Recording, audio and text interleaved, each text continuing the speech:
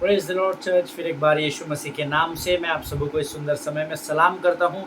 प्रभु का धन्यवाद देता हूँ कि प्रभु ने फिर एक बार हम सबों को एकत्रित किया ताकि हम परमेश्वर की वाणी को एक साथ मिलकर उसका अध्ययन कर सके और परमेश्वर से स्वर्ग का वो मन्ना प्राप्त कर सके जो संसार को आशीष के रूप में प्राप्त नहीं होता, पर हम जैसे धर्मियों के लिए परमेश्वर ने वायदे के अनुसार हमारे लिए उसे तत्पर और तैयार रखा है। हालेलुया। और ये मन्ना वही प्राप्त करते हैं जो इसको पाने की आशा रखते हैं। ऐसा मैं नहीं कहता, ऐसा परमेश्वर का वचन कहता है। हालेलुया। मैं आज फिर एक बार इस यूट्यूब के चैनल पर आप सबों का स्वागत करता हूं और मेरा विश्वास है आप लोग फिर एक बार अपने पवित्र शास्त्र लेकर, अपने पेन पेंसिल पेपर नोटबुक्स को लेकर तैयार है ताकि हम परमेश्वर से भेद की बातों को ग्रहण कर सके और उसको आत्मसात करके उसको अपने अंदर ले करके हमारे जीवन में चाल चलन के रूप में उसे दिखाकर लोगों के लिए आशीष और आदर का कारण बन सके। आमीन। प्रियो, हमने कल भी मेरे पास कुछ गवाहियाँ आई है, कुछ लोगों ने मुझे गवाहियाँ दी है। जो वचन हमने शुरू किया है उसके विषय में कुछ लोगों ने मुझे प्रश्न पूछे थे। जब मैंने उनके प्रश्नों का उत्तर दिया तो उनका मुझे कल फ़ोन आया कि ब्रदर, परमेश्वर ने हमें इन वचनों के द्वारा आशीष दी है। हालेलुया। प्रियो, परमेश्वर का वचन ही आशीष का दूसरा नाम है। हालेलुया। जहाँ प्रभु का वचन आ जाता है वहाँ परमेश्वर की आशीष भी आ जाती है। आमीन। आज फिर एक बार हम इससे पहले कि परमेश्वर से मन्ना प्राप्त करें, हम भजन संहिता 34 उसके 13, 14 और 15 वचनों को हम सब मिलकर एक मन और एक चित्त होकर पढ़ेंगे। मैं चाहता हूँ आप सब भी एक मन और एक चित्त होकर मेरे साथ इन वचनों को पढ़ेंगे। भजन संहिता 34 उसका 13, 14 और 15 वचन। मेरा विश्वास है आपके पवित्र शास्त्र आपके पास है, आपने उसे खोल कर रखा है। आइए हम सब एक मन और एक चित्त होकर इन वचनों को पढ़ेंगे। साम्स 34 वर्सेस 13, 14 एंड 15 हिंदी में हम पढ़ेंगे। अपनी जीभ को बुराई से रोक रख और अपने मुंह की चौकसी कर कि उससे छल की बात न निकले। हालेलुया। आगे वचन कहता है, बुराई को छोड़ और भलाई कर, मेल को ढूंढ और उसी का पीछा कर। यहोवा की आंखें धर्मियों पर लगी रहती है और उसके कान भी उनकी दुहाई की ओर लगे रहते हैं। हालेलुया। ये परमेश्वर का जीवित वचन है जो हमारे जीवनों के लिए आशीष और आदर का कारण है। 13 वचन कहता है, अपने जीभ को बुराई से रोके रख। हालेलुया। और अपने मुंह की चौकसी करके उससे छल की बातें ना निकले। हालेलुया। ये बहुत ज़रूरी है प्रियो, अपने मुंह की चौकसी कर ताकि आपके मुख से छल की और कपट की बातें ना निकले। इसलिए वचन नीति वचन 18:21 में कहा गया है, तेरे जीभ में मैंने मृत्यु और जीवन की सामर्थ को दे रखा है। हालेलुया। यहाँ पर लिखा हुआ है, अपने जीभ को बुराई से रोक कर रख। ऐसा क्यों नहीं लिखा कि अपने जीभ से केवल भलाई की ही बातें कर? क्योंकि परमेश्वर जानता है मनुष्य निर्बल पात्र है और वो अपने जीवन में जब भी मुख को खोलेगा तो पहले वो बुरी ही बात करेगा। लेकिन परमेश्वर हमको यहाँ वार्निंग दे रहा है, अपनी जीभ को तू बुराई से रोक कर रखना और अपने मुंह की चौकसी कर कि उससे गलत या छल या कपट की बातें न निकलने पाए। हालेलुया। बुराई को छोड़ और भलाई कर, मेल को ढूंढ और उसी का पीछा कर। आमीन। यहाँ वचन कहता है, अपने मुंह की जब तू चौकसी करेगा तो तू सतर्क रहना, तू बुराई को छोड़ देना और जितना अधिक हो सके तू भलाई का प्रयत्न करना, मेल को ढूंढना और उसी का पीछा करना। ये मेल मिलाप के विषय में ये वचन हमको सिखाता है प्रियो। जब हम मेल मिलाप करते हैं तभी हम भलाई कर सकते हैं, या इसको वाइसी वर्सा ले लेंगे हम, जब हम भलाई करते हैं तभी हम मेल मिलाप कर सकते हैं। हालेलुया। इसलिए वचन हमको कह रहा है कि तू भलाई को कर, बुराई को छोड़ दे, तू भलाई को कर और मेल मिलाप में आगे बढ़ता चला जा। हालेलुया। और 15 वचन कहता है, यहोवा की आंखें धर्मियों की ओर लगी रहती है और उसके कान भी उनकी दुहाई की ओर लगे रहते हैं। दैट मीन्स परमेश्वर का वो वचन जिसमें वो लिखता है कि मैंने तुम्हारे चित्र को अपने हथेली पर गोद कर रखा है, वो अपने हथेली को अपनी ओर वो मोड़ता है अपनी आंखों की ओर। वचन यहाँ कहता है, यहोवा की आंखें धर्मियों की ओर लगी रहते हैं और उसके कान अर्थात परमेश्वर के कान धर्मी के दोहाई की ओर लगे रहते हैं। हम जो प्रार्थनाएं, जो विनतियाँ हम परमेश्वर से करते हैं उसके और हमारे परमेश्वर के कान हमेशा लगे रहते हैं। लेकिन कई बार हमें अपने प्रार्थनाओं का उत्तर मिलने समय लग जाता है क्योंकि हम ऊपर के वचनों को नहीं कर पाते हैं। कौन से? 13 और 14 वचन। जीभ को बुराई से रोके रख और अपने मुंह की चौकसी कर, उससे छल की बातें न निकले। बुराई को छोड़, भलाई कर, मेल को ढूंढ और उसी का पीछा कर। हालेलुया। ये 6 बातें जब हम करेंगे तो परमेश्वर का वचन कहता है कि मेरे कान जो तुम्हारे दुहाई की ओर लगातार लगे रहते हैं, उन हर एक प्रार्थना का उत्तर मैं तुमको हाँ और आमीन में दूंगा। हालेलुया। ये परमेश्वर का वचन है, इसे समझने में परमेश्वर आपकी सहायता और मदद करे। प्रियो, आइए इस समय हम अपनी आंखों को बंद करेंगे। हम पिछले कुछ दिनों से वचनों का मनन कर रहे हैं और मैंने आपको बताया है हमारा जो विषय है वो है protection, position and preparation the work of God. Hallelujah. संरक्षण करना, पद या स्थान नियुक्त करना या अपने जीवन की तैयारियों में आगे बढ़ना, ये परमेश्वर का काम है, आपका नहीं है। हालेलुया। और इस विषय में हम पिछले 2 या 3 दिनों से अध्ययन कर रहे हैं और इसके लिए हमने मनन के लिए निर्गमन की पुस्तक उसका 23 अध्याय उसके 20 से 31 वचनों को हमारा बेस स्टडी बनाया है। निर्गमन की पुस्तक उसका 23 अध्याय उसके 20 से 31 वचन, जिसमें से हमने निर्गमन की पुस्तक उसका 23 अध्याय उसके 20 से 30 वचनों को पढ़ लिया था। आज हम निर्गमन 23-31 को पढ़ेंगे और मैं चाहता हूँ आप सब लोग मेरे साथ इन वचनों को निकाल लें। The book of Exodus chapter 23 and verse 31। निर्गमन की पुस्तक उसका 23 अध्याय और उसका 31 वचन हम पढ़ेंगे। मैं लाल समुद्र से लेकर पलिश्तियों के समुद्र तक और जंगल से लेकर महानद तक देश को तेरे वश में कर दूंगा। मैं उस देश के निवासियों को भी तेरे वश में कर दूंगा और तू उन्हें अपने सामने से बरबस निकाल देगा। हालेलुया। ये परमेश्वर का वचन है और परमेश्वर इन पढ़े हुए वचनों पर हम में से प्रत्येक को आशीष दे। मैंने आपको कल भी बताया था, परमेश्वर की हज़ारों हज़ारों लाखों बातों में से एक बात बड़ी अच्छी लगती है मुझे, बिकॉज ये मैं अपने जीवन के अनुभव से आपको बताना चाहता हूँ that God always has the resource ready before he gives the assignment to the righteous man. Hallelujah. परमेश्वर हमारे लिए रिसोर्स को या मार्ग को पहले ही तैयार रखता है, इससे पहले कि वो हमको कोई जिम्मेदारी सौंपे। ईमान। इसको अगर आपको उल्टा करके मैं बताऊं तो आपको जब परमेश्वर किसी भी जिम्मेदारी को सौंपता है तो परमेश्वर उससे पहले उन बातों का प्रयोजन कर चुका होता है। हालेलुया। विश्वास करना आपका और मेरा कार्य है, हमको सिर्फ विश्वास करना है और प्रभु की बातों में जो भी आज्ञा वो हमें देता है उसमें बस बढ़ निकलिए। बाकी आप आगे आगे देखिए कि परमेश्वर कैसे आपके लिए मार्ग को चौड़ा करता चला जाता है। Hallelujah. The greater the assignment the greater the assistance, this is the word of God. मैंने आपको कल भी बताया था ये बात, जितना बड़ा परमेश्वर आपको विजन देगा उतना बड़ा वो आपके लिए प्रोविजन भी करेगा। हालेलुया। अगर आप प्रोविजन के स्पेलिंग को देखेंगे PROVISION, जिसमें विजन पहले से ही रखा गया है। हालेलुया। सो परमेश्वर जब आपको विजन देता है उसके बहुत पहले वो आपके लिए प्रयोजन कर देता है, वो प्रोविजन कर देता है। हालेलुया। दर्शन आपके जीवन में आने से पहले आपको पता है प्रभु आपको दर्शन क्यों देता है, किसी बात को विशेष सेवकाई करने का या और किसी बात का दर्शन क्यों देता है, क्योंकि पहले ही उसने उसका प्रयोजन कर दिया होता है, लेकिन उस दर्शन को पूर्ण करने के लिए वह आपको नियुक्त करता है। हालेलुया। ये मेरे और आपके लिए बड़े आशीष की बात है। So always remember in your life the greater is the assignment, the greater is the assistance. Hallelujah. जितना अधिक परमेश्वर आपको जिम्मेदारी देगा उससे कई दिनों पहले वो आपके लिए उस जिम्मेदारी को पूर्ण करने के लिए सारे प्रयोजन को तैयार कर देगा। आमीन। यहाँ निर्गमन 23 अध्याय इजरायली लोगों के और परमेश्वर के बीच वाचा के महत्व को हमको सिखाता है। जब मैं ये निर्गमन, मैंने आपसे कहा था कि आप निर्गमन 23 पूरा पढ़ना, कितने लोग रोज़ पढ़ते हैं प्रभु जाने, और आपके विश्वास योग्यता को परमेश्वर परखता है। आमीन। सो निर्गमन 23 अध्याय जब मैं पढ़ रहा था, इस पूरे अध्याय में एक बेस लाइन मुझे जो समझ में आई कि परमेश्वर के बीच और इजरायली लोगों के बीच परमेश्वर ने जो वाचा बांध कर रखी है, परमेश्वर स्वयं उसको बहुत इंपॉर्टेंस देता है। Hallelujah. This speaks about covenant relationship between God and his people. ये जो 23वां अध्याय है ये परमेश्वर और उसके लोगों के बीच की वाचा को हमें सिखाता है। और अब यहाँ हम देखते हैं कि मिस्र की गुलामी में 400 वर्ष तक गुलामी करते करते उसमें रहते रहते अब इजरायली प्रजा पूर्ण रीति से परमेश्वर पर निर्भर हो गई है। They are completely dependent upon God and praying every day. हे हमारे परमेश्वर हमें इस बंधुआई से, हमें इस कैद से, हमें इस बातों से छुटकारा दिला। और यहाँ अब वचन के अनुसार जो हम अध्ययन कर रहे हैं, यहाँ अब इजरायली प्रजा को मिस्र की गुलामी से परमेश्वर ने आज़ाद कर दिया है और मूसा के साथ ये पूरी प्रजा कनान देश की ओर अर्थात वाचा के देश की ओर बढ़ रही है। आमीन।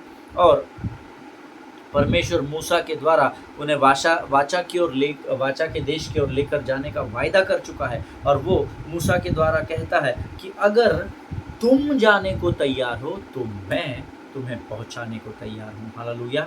आज परमेश्वर इस वचन के द्वारा आपको और मुझे भी बोल रहा है, अमित, अगर तू मेरी आज्ञा के अनुसार आगे जाने को तैयार है तो जो स्थान मैंने तेरे लिए, जो वाचा का स्थान नियुक्त किया है, उस स्थान तक मैं तुझे ज़रूर पहुंचाऊंगा। ये मैं तुझसे वायदा करता हूँ। हालेलुया। प्रियो, हमको चलना पड़ता है, तब परमेश्वर हमको अपने गोल लक्ष्य तक या डेस्टिनेशन तक पहुंचाता है। आमीन। सो चलना बहुत ज़रूरी होता है हमारे हर एक धर्मी के जीवन में। हालेलुया। बट ये जब मैं अध्ययन कर रहा था जब मैं अध्ययन को पढ़ रहा था, तो एक बात मेरे ध्यान में आई, that there is a difference between coming out physically and coming out mentally. Hallelujah. There is a vast difference. Hindi में अगर मैं आपको समझाऊँ तो मैं जब इस अध्ययन को कर रहा था 23वें की परमेश्वर ने इज़राइल की प्रजा को मिस्र के गुलामी से बाहर लाया और आगे बढ़ रहे हैं, लेकिन मैंने इस अध्ययन को करते समय एक चीज़ को देखा कि फिजिकली या शरीर के रूप में गुलामी से आज़ाद हो जाना, स्वतंत्र हो जाना, और मन से या हृदय में स्वतंत्रता को प्राप्त करना, इसमें बहुत बड़ा फर्क है। हालेलुया।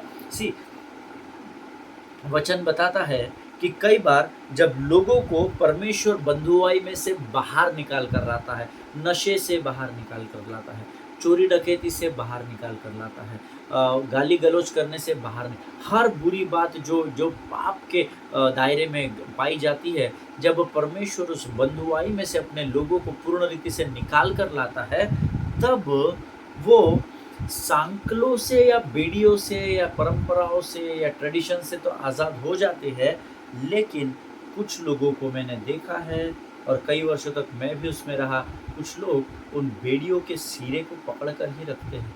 हालेलुया। जिनके सुनने के कान हो वो सुन ले कि परमेश्वर का आत्मा क्या कहना चाहता है। परमेश्वर अपने वाचा और वायदे के अनुसार आपको इस अंधकार में जो आप फंसे हुए हैं, इस गुलामी से आपको बंधुआई से इससे बाहर छुड़ा लाता है। लेकिन कुछ लोग होते हैं वो उसके इतने आदी हो चुके हैं कि भले ही परमेश्वर ने उनको बंधुआई से ज्योति की चट्टान पर लाकर खड़ा क्यों न कर दिया हो, वे फिर भी इस रस्सी को या इस सांकल को जो जिससे उसे आज़ादी मिली हुई है, जिसको उसको यहाँ से यहाँ लाया गया है, उसके सिरे को पकड़ कर रखना नहीं छोड़ते हैं। Hallelujah. Am I making any sense to you? उनको इतने वर्षों में वो जो गुलामी में रह चुके, उनको इतनी आदत हो चुकी है, प्रार्थना तो कर रहे हैं हमको इसमें से कई लोगों को बीमारी की इतनी आदत हो चुकी है कि परमेश्वर ने यहोवा राफा बनकर उनको बीमारी से निकाल तो दिया है, पर फिर भी वो उस सांकल को पकड़कर रोज़ अपनी बीमारी को डिस्कस करते रहते हैं। नहीं, ठीक तो हो गया है, पर कभी भी हो सकता है, अरे बाप रे, वो बीमारी बता के नहीं आती, वो कभी भी दस्तक, वो उसी सांकल को पकड़ कर है। हालेलुया। अगर आज आप ऐसे किसी सांकलों को पकड़ कर है, ऐसे किसी डोर को पकड़ कर है, तुरंत उसको छोड़ दीजिए। हालेलुया। ताकि आप उस बंधुआई से निकाले जाने के प्रभु के आनंद को अपने जीवन में पूरे लाभ के रूप में उठा सके। हालेलुया। जिनके सुनने के कान हो वो सुन ले कि प्रभु का आत्मा क्या बताता है। See, here word says things will grow little by little, little by little, थोड़ा थोड़ा करके मैं उनको निकालूंगा, अंश अंश करके, थोड़ा थोड़ा, लिटिल बाय लिटिल ऐसा शब्द आया है, not in one stroke. Hallelujah.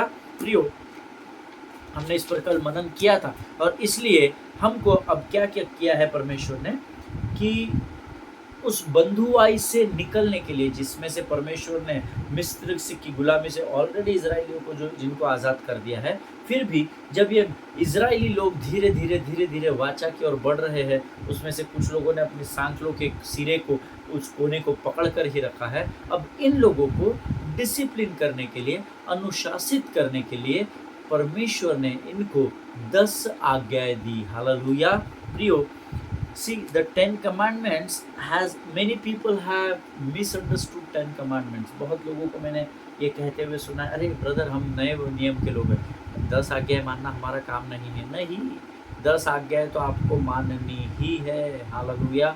मैं आपको वचन से प्रमाणित करूंगा क्यों आपको माननी ज़रूरी है। बहुत कठिन है, लेकिन वो 10 आज्ञाएं आपके स्वर्ग के मार्ग को जाने के दिशा को तैयार नहीं कर सकती, ये ज़रूर मैं आपको बताऊँगा। लेकिन इसका अर्थ ये नहीं कि आपको आज्ञाएँ माननी नहीं है, क्योंकि वो परमेश्वर की ओर से दी गई आज्ञा है। अभी हम व्यवस्था के अधीन नहीं हैं, अभी हम व्यवस्था के नहीं, परंतु अभी हम अनुग्रह की अधीनता में जीवन जीते हैं। आमेन। But that does not mean that you should not follow the 10 commandments. लेकिन उसका अर्थ ये नहीं है कि आप उन 10 आज्ञाओं का पालन नहीं करेंगे। हमें संभव भरकस प्रयत्न करना है कि हम उन आज्ञाओं का पालन कर सकें, क्योंकि उसमें गलत कुछ भी लिखा हुआ नहीं है। Hallelujah. See the 10 commandments is not given to prohibit them. आमीन। उनको 10 आज्ञा इसलिए नहीं दी गई थी कि उसको प्रोहिबिट कर सके, but to enjoy God's promise in the parameters of his principles, so that you are not destroyed by the enemy. Hallelujah.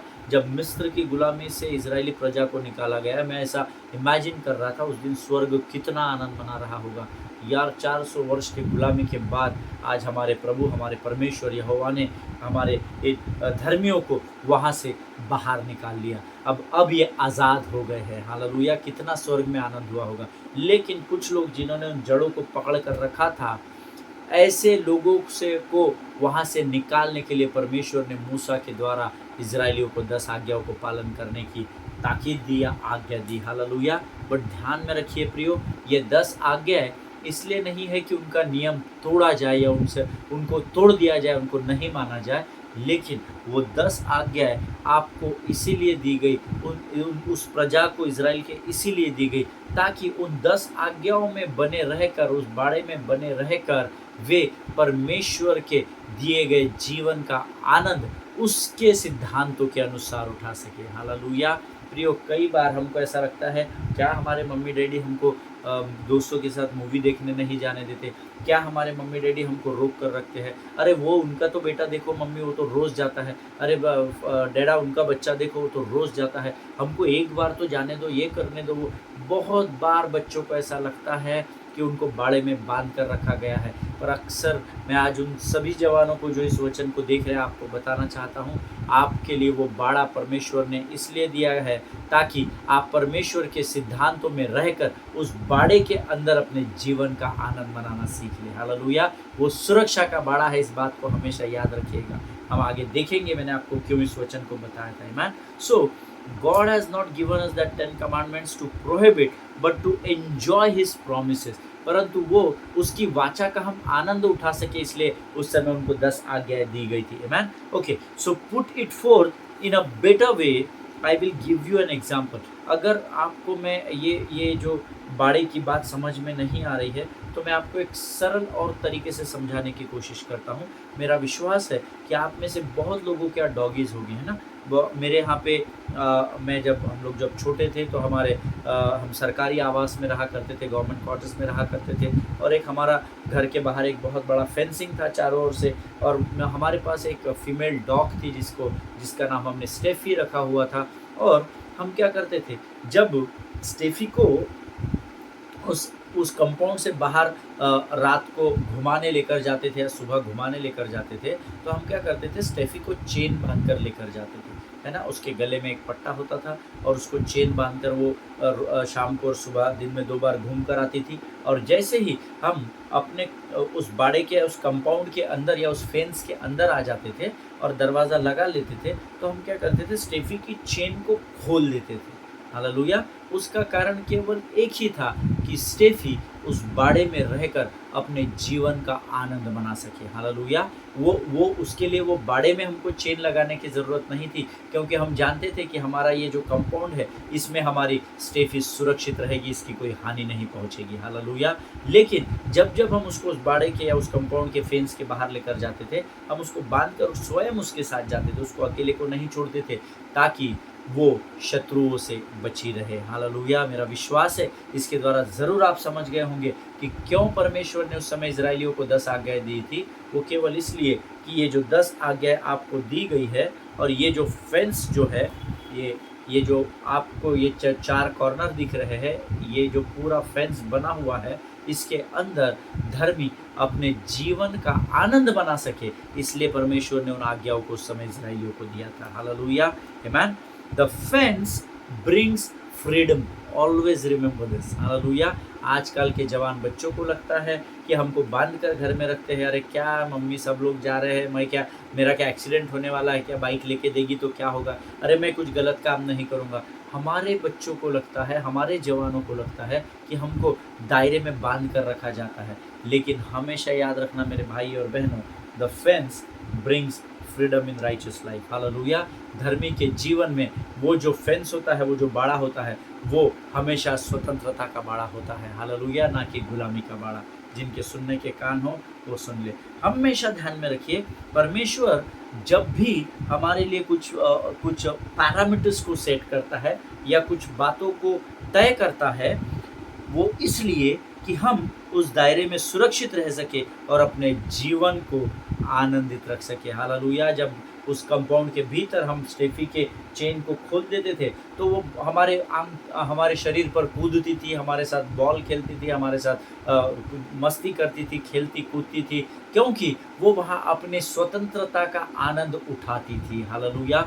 उसी प्रकार से जब हमें हमारे पासबान कुछ आज्ञाओं को देते हैं और आप ये करना, आप ये नहीं करना, आप वो करना, आप वो नहीं करना, तो हमेशा ध्यान में रखिए उसमें आपके जीवन का भला ही होगा। हालेलुया। उनको पासबानों को, अगुओं को गलत नज़रिए से देखना छोड़ दीजिए। आमीन।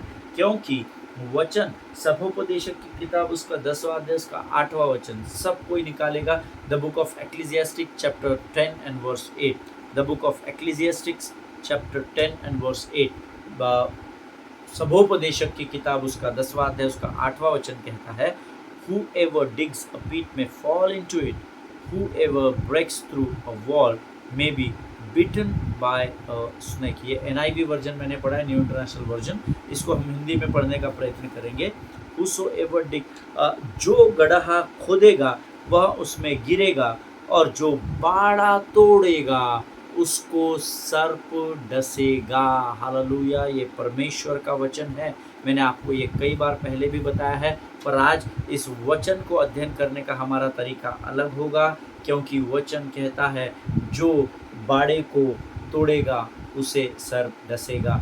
जिस बाड़े के बाहर जब मेरी डॉगी को अगर मैं बिना चेन के ऐसे ही खुला छोड़ दूँ तो हो सकता था कि कोई बड़े जानवर आकर, बड़े कुत्ते आकर या बड़े डॉगीज आकर उस पर हमला कर सके। लेकिन जब वो बाड़े में या उस कंपाउंड में बनी रहती थी तो हम उसको चेन से आज़ाद कर देते थे, बंधनों से आज़ाद कर देते थे, ताकि वो अपने जीवन का पूर्ण आनंद उस कंपाउंड में उठा सके। हालेलुया।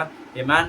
परमेश्वर का ये वचन जो है ये आपको समझने के लिए परमेश्वर स्वर्ग की बुद्धि और ज्ञान से आपको भरता चला जाए, ऐसे मैं परमेश्वर से प्रार्थना करता हूँ। हालेलुया।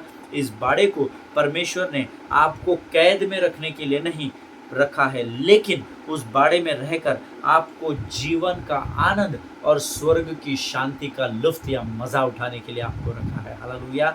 ये नहीं समझना कि आपको अगर प्रभु आज्ञाएं देता है, आपको कोई जिम्मेदारी सौंपता है तो वो आपको बंधनों में बांध रहा है। नहीं, जब परमेश्वर आपको जिम्मेदारी देगा तो उसका प्रयोजन वो पहले से करेगा, ताकि आप उसमें अपने जीवन का आनंद उठा सकिए। हालेलुया। प्रियो, इसीलिए परमेश्वर ने क्या किया कि कुछ कायदे बांध दिए, कुछ नियम। ऐसा हम पढ़ चुके हैं, पुराना नियम हम सब जानते हैं। पुरानी व्यवस्था में परमेश्वर ने कुछ कायदे, कुछ नियम, कुछ आज्ञाएं हमें दी है, और उसने हमारे लिए उन समयों में इजरायली लोगों के लिए कुछ पर्व को तैयार किया है, कुछ फेस्टिवल्स को तैयार किया है, निर्धारित किया है, ताकि सारा इजराइल उसका पालन कर सके। हालेलुया। और उसमें से मुझे एक पर्व याद है जो साल में 3 बार किया जाता है, और वचन कहता है कि उस साल में 3 बार किया जाने वाला ये पर्व, इसमें परमेश्वर का वचन कहता है कि तू मेरे भवन में खाली हाथ नहीं आना। हालेलुया। परमेश्वर इन बातों को समझने में आपकी सहायता करे। बहुत सटीक तरीके से लिखे हैं, साल में 3 बार हम उस पर्व को मनाएंगे, लेकिन कोई भी मेरे मंदिर में छूछे हाथ न आना, ऐसा उस वचन में लिखा हुआ है। हालेलुया। वो इसलिए नहीं क्योंकि परमेश्वर के पास खाने को नहीं है, वो इसलिए नहीं क्योंकि परमेश्वर को आपके धन की, आपकी भेंटों की ज़रूरत है, लेकिन वो इसलिए ताकि जब कभी भी तुम परमेश्वर के भवन में बोगे तो तुम्हें ये स्मरण रहेगा कि तुम्हें ये आशीष देने वाला परमेश्वर ही है, जिसके दिए हुए आशीष से तुम उसके राज्य में वापस बो रहे हो और जब तुम उसको बोते हो तो फिर एक बार परमेश्वर उसका 100 गुना और 1000 गुना प्रतिफल बनाकर तुम्हें आशीष के रूप में देता है। हालेलुया। परमेश्वर बोने को केवल इसलिए कहता है प्रियो, ताकि आपको स्मरण रहे कि ये जो कुछ भी मैं बो रहा हूँ ये मेरा नहीं है, ये मैंने परमेश्वर से बहुत अधिक पाया हुआ है, जिसका एक छोटा भाग मैं उसके राज्य में बो रहा हूँ। हालेलुया। ये स्मरण दिलाने के लिए परमेश्वर ने ये देने का और ये उठाने की भेंटों का विषय हमारे जीवन में शुरू किया है। और यहाँ निर्गमन 23:20 से 31 में परमेश्वर ने इजरायली लोगों को एक बहुत बड़ा कार्य करने की जिम्मेदारी दी, ऐसा वचन में लिखा है। इसलिए मैं आपको रोज़ कहता हूँ कि जब हम मनन और अध्ययन करते हैं उन वचनों को रोज़ पढ़ना, कोई फ़र्क नहीं पड़ता, एक बार पढ़ा, 2 बार पढ़ा, 4 बार, पर मिनिमम 1 टाइम बड़ी आत्मा और सच्चाई से आप ज़रूर पढ़ना, ताकि आपको ये बातें बड़ी सहजता से परमेश्वर की ओर से समझने आए। हालेलुया। यहाँ निर्गमन एक्सोडस 22-31 में परमेश्वर ने इजरायली लोगों को एक बहुत बड़ी जिम्मेदारी सौंपी, और वो कार्य क्या था? वो कार्य था एक ऐसे स्थान पर जाकर कब्जा करना है जहाँ शत्रु की संख्या तुमसे बहुत अधिक है, उसकी ताकत तुमसे बहुत अधिक है, उसका बल, उसकी सामर्थ्य तुमसे बहुत अधिक है, और उसकी समझ और उसका ज्ञान तुमसे बहुत अधिक है। हालेलुया। एक ऐसे स्थान पर परमेश्वर इस प्रजा को भेज रहा है जहाँ मनुष्य के सोच से वहाँ पर विजय पाना असंभव बात है। हालेलुया। क्योंकि तुम्हारा शत्रु तुमसे बलशाली है, ज़्यादा ज्ञानवान है, ज़्यादा बुद्धिमान है, तुम्हारा शत्रु तुमसे ज़्यादा तैयार है लड़ाई के लिए, और तुम्हारे शत्रु की तादाद तुमसे कई और कई गुना बहुत अधिक है। हालेलुया। लेकिन ऐसे शक्तिशाली राजाओं के सामने, जातियों के सामने, हिब्बी, परिजी, जो भी हमने पिछले दिनों कनानी, है ना, जितनी भी जातियां हमने देखी, उन सबों को जो इजराइल की प्रजा से कई अधिक बलवान और सुपर पावर थे, शक्तिशाली थे, उनके मध्य में परमेश्वर इन इजराइलियों को भेज रहा है। लेकिन परमेश्वर ने वायदा किया है कि जीत तुम्हारी ही होगी। आमीन।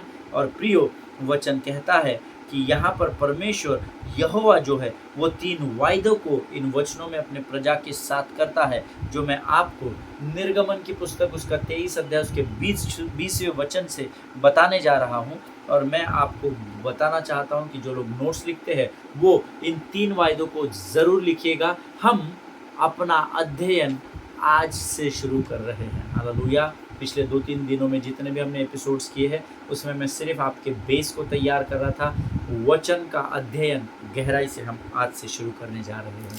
हालेलुया। सो निर्गमन की पुस्तक उसका 23 अध्याय उसके 20 से 31 वचन ये हमारा अध्ययन का विषय है। और आज मैं चाहता हूं कि जो बातें मैंने आपको बताई है उस पर आप ज़रूर मनन करें, उस पर सोच विचार करें और प्रभु से ताज़ा मन्ना मांगे। और आइए इस समय हम अपनी आंखों को बंद करेंगे और जो 3 वायदों के विषय में मैंने आपसे कहा है वो हम अगले सेशन में सीखेंगे। हालेलुया। आइए इस समय हम अपनी आंखों को बंद करेंगे।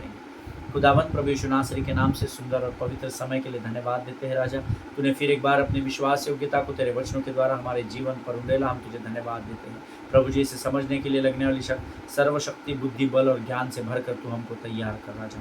प्रभु परमेश्वर पिता, आज तूने हमें सीधे प्रभु तेरे वचनों में आने की अगुवाई की, इसलिए हम तुझे धन्यवाद देते हैं राजा। जब हमने वचनों को शुरुआत में पढ़ा प्रभु, तेरी आत्मा ने जैसा कहा वैसे हमने किया परमेश्वर पिता। प्रभु जी हम तुझे धन्यवाद देते हैं कि आज तू हमारे मध्य में उपस्थित है और वाणी के द्वारा तूने हमें फिर एक बार सामर्थ्य से भरा है।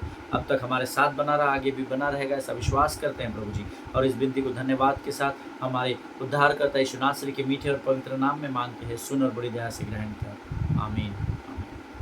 हालेलुया। परमेश्वर भला है प्रिय और उसकी करुणा सदा सदा की है। एक दूसरे के लिए प्रार्थना करते रहिए, अपने पासवानों के लिए, उनके परिवारों के लिए बिना भूले प्रार्थना करें और परमेश्वर के वचनों को बड़ी गंभीरता से पढ़िए। हमारा निर्गमन 23 मैंने आपको पूरा पढ़ने के लिए कहा है, उसमें विशेषकर निर्गमन 20 से 31 जो वचन है उसको आप ज़रूर 2 बार 3 बार पढ़िए और प्रभु से ताज़ा मन्ना स्वर्ग से प्राप्त करना सीखें। हालेलुया। हम अगले सेशन में फिर मिलेंगे, तब तक स्वस्थ रहे, सुरक्षित रहे। परमेश्वर आप सबों को बहुत ऐसे आशीष देगा और ब्लेस यू ऑल।